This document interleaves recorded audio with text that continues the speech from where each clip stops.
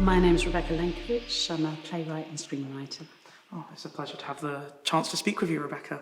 My first question is just kind of, I'm curious, where did you get your start, obviously, in writing and playwriting? Because obviously you started training to be an actress at the Central School of Speech and Drama, if I'm correct. That's right. Yes. Yeah. I wrote my first play after quite a depressing job stint I had in the West End in London. I was in my early 20s, and there was this quite sort of innocent sort of sex club, and I worked there, and I was very depressed, very lonely. And I worked there for maybe 6 weeks, 8 weeks, and stopped working there, and it was still in me, you know, the kind of experience. And so I thought, I'll write out this vaguely traumatic thing, and this sort of comedy came out. I thought that was curious, that, you know, it came out quite funny. Yeah. And then I forgot all about that, and I did a lot of, you know, awful jobs and just kind of paid the rent and everything. And then I studied to be an actress. And then later, when I was at the RSC, I was playing a fairy. There was a fringe festival, and they said, has anyone got a play with lots of women? I said, oh, I do. So I sort of went back, you know, and then I performed in it, and we took it to Edinburgh. It was a student play, and no one was paid, but it was just kind of a joy to go up to Edinburgh. Yeah. And that's where I started. But I was performing in a play that I'd written 10 years earlier. Oh, wow.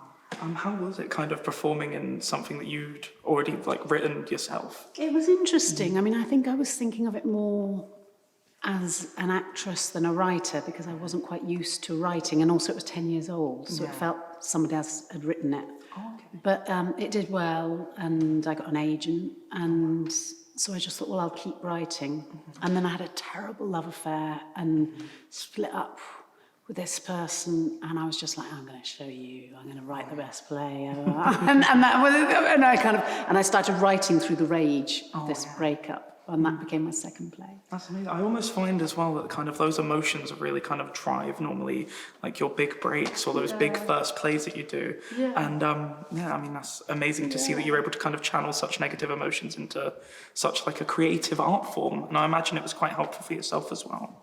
It was quite freeing. You know, I do think that writing is very freeing at its best. And I do think that anger can be a very useful fuel. You know, it's quite... you know, there can be quite a lot of volition. Not that one wants to be enraged all the time, but just occasionally, it's like rocket fuel. Oh yeah, definitely. No, I agree. Going on from there, obviously you've done a lot of work in like the stage, doing plays and such. And going from there, how did you make the jump to writing for film? Well, I had a play on at the National Theatre, and there was a little write-up about it in Screen magazine. Kristin Scott Thomas read it and said, oh, that might be the right writer to adapt The Sea Change, book by Elizabeth Jane Howard. And that was my first kind of bridge into film writing. And we worked on it for years and years. It's still being worked on. Oh, wow. But that was my first taste, really. And then when I co-wrote Ida, the doors kind of opened in terms of more choice, and, you know, because it came out very beautifully from Pavel Pawlikowski. So that was kind of like my break, really. No, that's amazing. Obviously, speaking of Ida, which I'd like to say as well, fantastic film, and your writing was brilliant throughout. I would like to say, what was it like? Obviously, that was your first kind of big film that you wrote, and it ended up being the first Polish film to win for Best Foreign Language Film at the Oscars. How was that? Obviously, first film you'd ever co-written and straight into an Oscar win. It was really intense and beautiful. And it was wonderful working with Pavel. And then he took the script away and changed it a lot. And the actors had some input. And, you know, they all worked incredibly hard on it. And I was just very privileged to be a part of it. You know, I suppose Pavel and myself worked on it on and off for a year and a half, trying to get it simpler. I've learned a lot from Pavel. He kept saying, get it simpler. And I watched it the other night for the first time in a few years at my local cinema, and it was just, you know, beautiful to watch it. I mean, the directing and the acting is sublime, I think. So yeah, I was very, very lucky. You know, I was lucky. Yeah, it must have been amazing to obviously see your words get translated so kind of like eloquently and beautifully by Pavel and the entire team of that film. It was, and it was very much Pavel's story, so it was very important to him. We wrote it in English, and then he translated it into Polish. Oh wow! And then I did the subtitles. You know, so it was kind of like a nice. You know, of course. So, yeah, the film was obviously quite personal to Pavel, as obviously he said in interviews before. Did you have like a connection to the story at all? Was it more so? No, only that it was about women, you know, and I felt that very strongly. I felt the aunts Vanda's story strongly, and I felt Edith's story, you know, just in terms of who are you as a woman. But I'm not religious. You know, I'm not Catholic.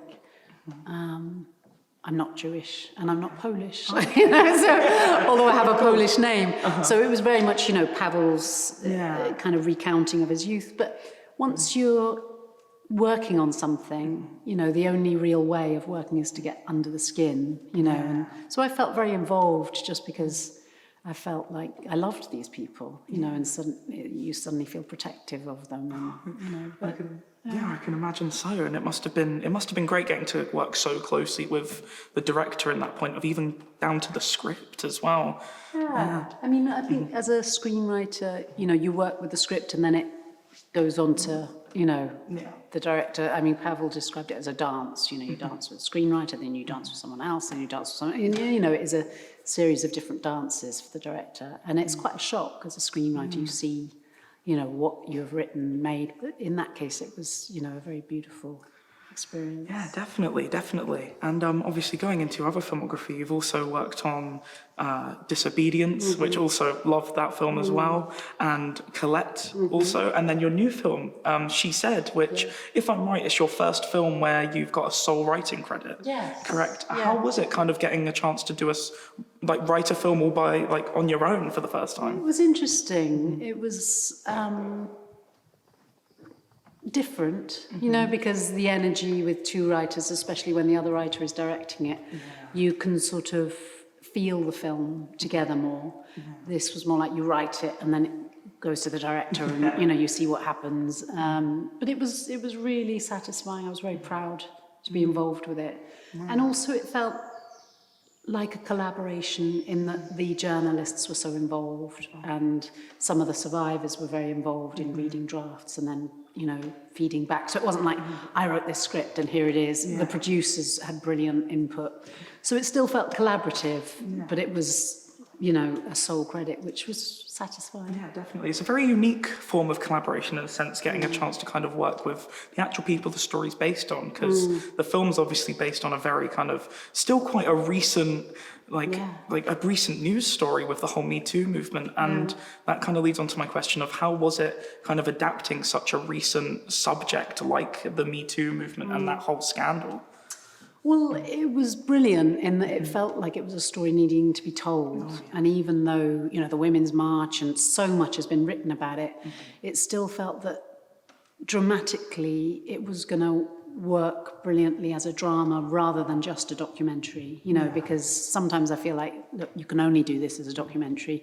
But with this, because it felt so incredibly female and there were so many different strands, there was the journalistic strand, and we were all very passionate that we didn't want Weinstein to take up oxygen, you know, in the film, in the script. He's not really, he's present, of course, but he's not there. He's not having words. He's not really, as a body, you see parts of him. And that was very much what we wanted for the survivors to be dominant and the journalists to be dominant. Yeah.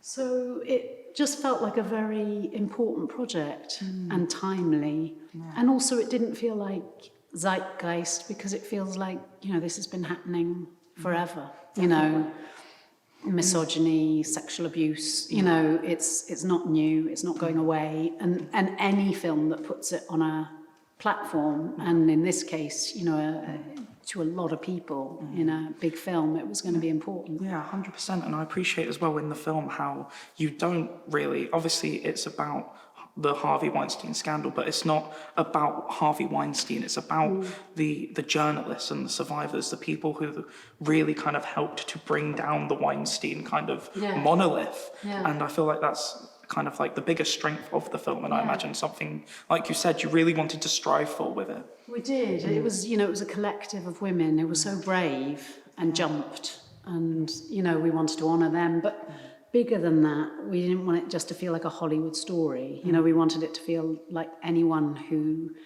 has been subject to an abuse of power or sexual assault would feel some ballast from it, some community. And we found that people did feel that, after the film, different women would come up to me and say something similar happened to me, and it was really important to see this. And even people who were depicted in it felt it was very healing, so we felt like we'd done our job in that way. Well, that's perfect. You not only got the chance to obviously tell this story in a very well-crafted manner, but also got to honour the people that the story's about. And it must have been really nice to know that they were as much of a fan of the film as you lot were.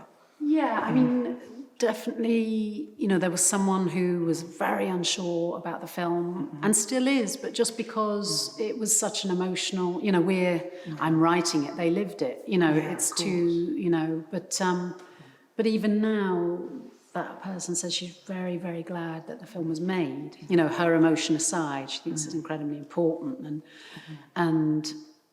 But if something traumatic has happened to you, you don't necessarily want to see it, or hear about it on screen. But she supported it, wholeheartedly, because it could help people. Yeah, absolutely. And I imagine it will help a lot of people by the fact that it is that chance, like you say, to give these stories to people who would have never had that chance to have these stories. Like with the Me Too movement, it's almost that second wave of giving that kind of mainstream look at this once again, almost revitalizing it. So people realize that it is okay to kind of speak out about these situations. Absolutely. I mean, it's just about having a voice, and these women, their voices were taken away. And Zelda Perkins, who's depicted in the film, she fights tirelessly now against NDAs so that non-disclosure agreements are not allowed anymore in cases where rape or sexual abuse has happened. It's ongoing. The battle is ongoing, and I think we've had, almost unanimous support from everyone about it. So that's great. That is amazing to hear. That really is amazing to hear. And once again, I just want to extend amazing work on She Said. Your script, very tenderly done, and I really appreciated how you handled such a touchy subject with so much care and clearly, like a lot of like you say, care and a lot of attention to detail to the actual story. And obviously that's your most recent film. And I imagine I'm unsure, but I would love to know, is there any future endeavours you've got planned right now? What's next for you? I'm trying to direct a film. Oh, wow. Yeah, after 20 years of writing film, I want to direct a film. So this summer, hopefully, touch wood, I'm off to Greece to direct an adaptation that I've adapted from Deborah Levy's novel, Hot Milk. I'm very excited to see that. I didn't realise you were directing that as well. That's incredible. Wow. How are you feeling about first time directing and everything? A mixture. Yeah, I can imagine. I mean, I love working with actors and I love the whole artistry side. I don't know how I'll be with the pressure of it all. And certainly the few years of preparing it. There's been ups and downs, challenges, but I think the more women out there directing, the better. And I just really wanted to see a film from start to finish, because when you write, there's always that moment of, And letting go. Ushering and blessing the child, but there you go. And in this case, going from start to finish, I'm deeply excited about it, and I got a great, amazing team and amazing cast. So. Yeah, I mean, I'm really excited to see it. Like you say, it's fantastic to see, obviously, in general, more women getting championed to direct. I mean, you see with Emerald Fennell, with Promising Young Woman, and films of that ilk. It's really nice to see this kind of new wave of kind of a renaissance of women in cinema, because they're such kind of bold voices as well, and they deserve to have their stories told as much as anyone else. Well, and historically, a lot of women did direct, and then they were, pushed under. Exactly. So I just think it's time to redress the rather depressing statistics in film. Absolutely. Well, I'm really excited to see that. And just as one last question, if there's one piece of advice you could give to the new generation of filmmakers who want to go into screenwriting, whether for the stage or the screen, what would you give? I think it's about making your own work will take you a long way, but also trying to choose carefully the people who you work with. So creating a team, one, because you want to make beautiful work, and so you choose that team carefully if you can, and also for your mental health, because you'll go mad if you're working with people who you're not aligned with. And so to be in an environment where you feel free and where you feel like you are yourself, because I think in the past, sometimes I've felt intimidated or not myself, and that's constricting. And so whatever you can do to feel like yourself and that you are doing your best work in that environment. And if it's too much to say, build a team, just being yourself with yourself, which is not easy. So don't censor yourself. That's an amazing, that's an amazing piece of just advice in general. Wow, I mean, that's amazing. That's really kind of... I should try and follow it myself. Yeah, of course. Well, yeah, no, thank you so much. It's been an absolute pleasure.